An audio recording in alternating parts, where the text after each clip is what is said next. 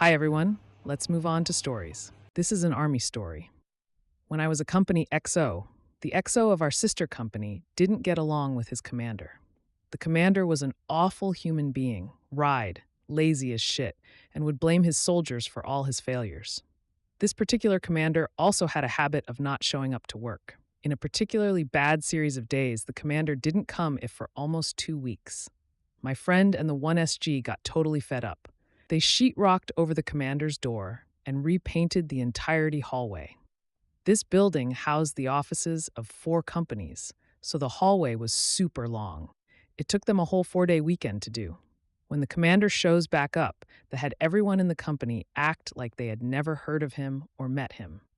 Eventually, that afternoon, the battalion commander caught wind of it, and the company commander was relieved. Back in high school, there was a boy, let's call him Bob, that was incredibly talented with computers, but was bullied a lot by another kid for being a nerd. Well, they had a class together that took place every day in a computer lab, and they all had assigned seats, with Bob and his bully on opposite sides of the room from each other.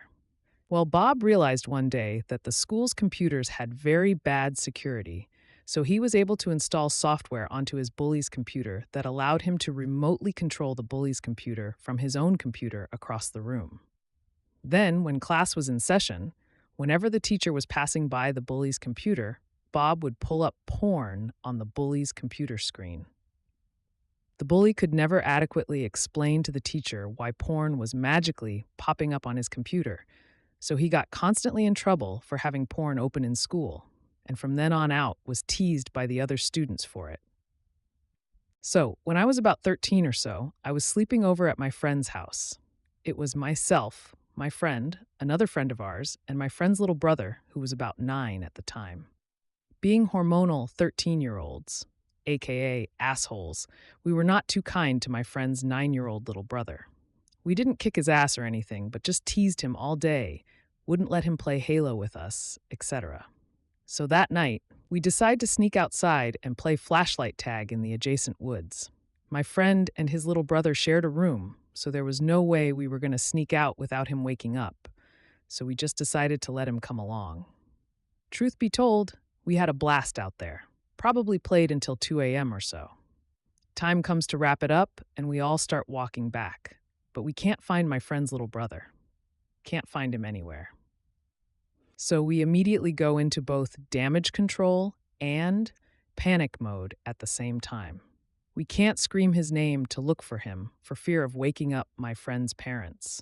We were all horrified he'd been eaten by a bear or kidnapped or something. We hustled all over that woods for probably 30 minutes in a white-hot panic trying to find this kid, to no avail.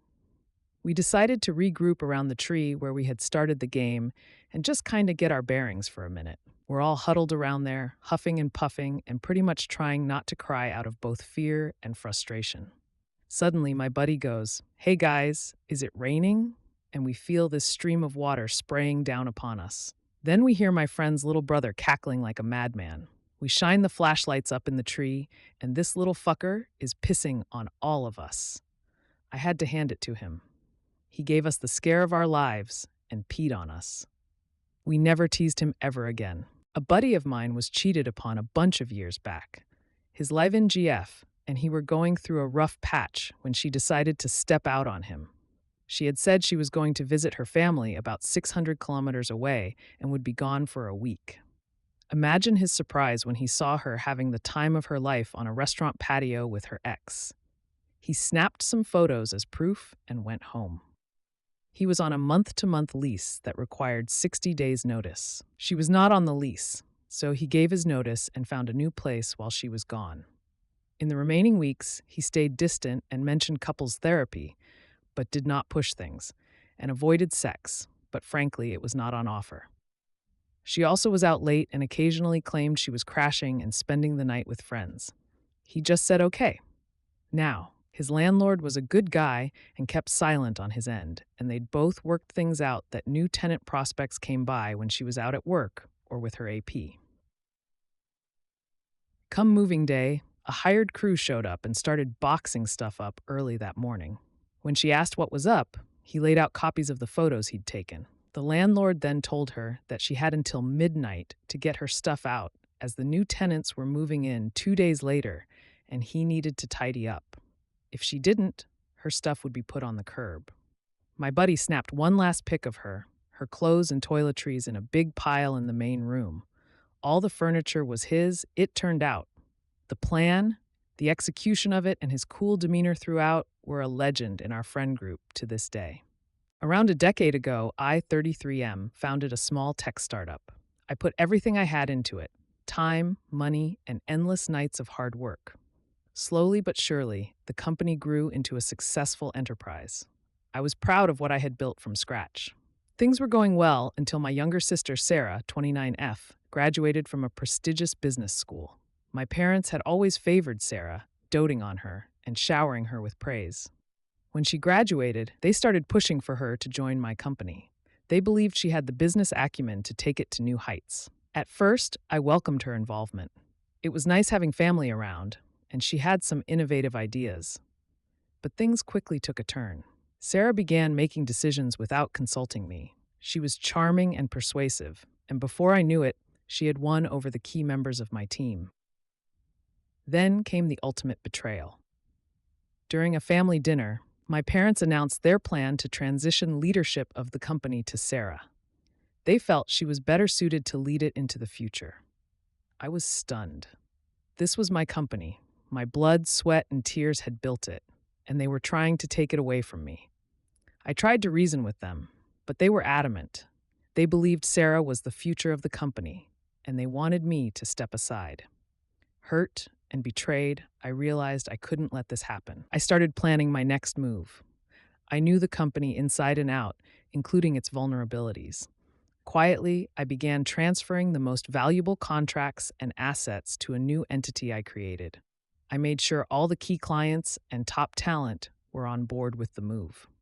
One day, while Sarah and my parents were busy planning their takeover, I announced my resignation. I revealed that I had started a new company and was taking the best parts of the old one with me. They were shocked and furious, but there was nothing they could do. The groundwork had been laid perfectly. The new company flourished, and I never looked back. As for my old company, it struggled without its core team and key clients. My family's betrayal had backfired spectacularly. This has Star Wars spoilers. But my favorite revenge story. I made it a full week after the first of the new trilogy movies came out without having it spoiled.